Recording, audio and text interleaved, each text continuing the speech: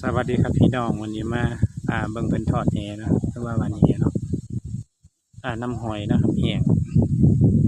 ปลามันขอนบัดนี้พี่น้องแต่ละคนก็ได้อยู่พี่น้องบรรยากาศรอบๆนะครับมุดน้ำ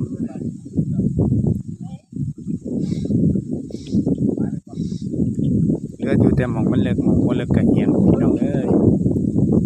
ฝนบ่ตก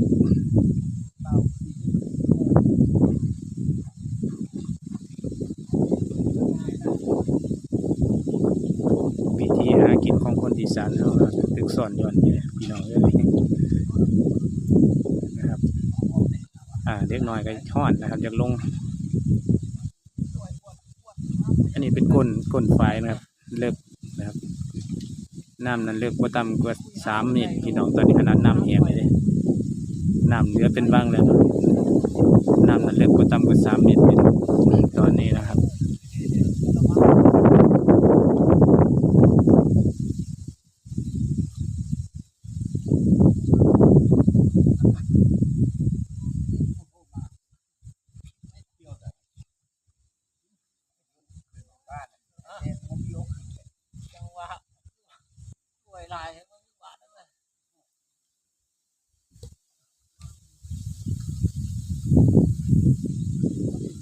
บรรยากาศรอบๆ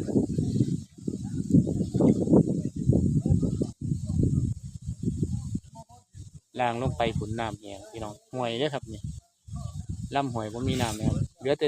มันตรงนี้มันเป็นก้นฝายนะครับพี่น้องก็เลยมีน้ำแต่บันเลิกน้ำที่เขาดำกันอยู่ตอนนี้มันต่ำกว่า3 เมตรพี่น้องนะครับ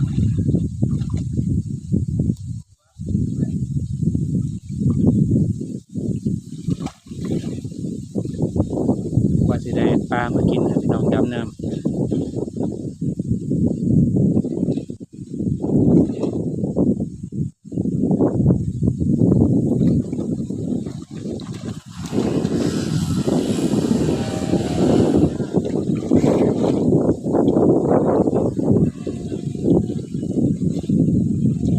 บรรยากาศนะครับคุณฟ้าคุณฝนแต่ว่าฝนตกจ้าพี่น้อง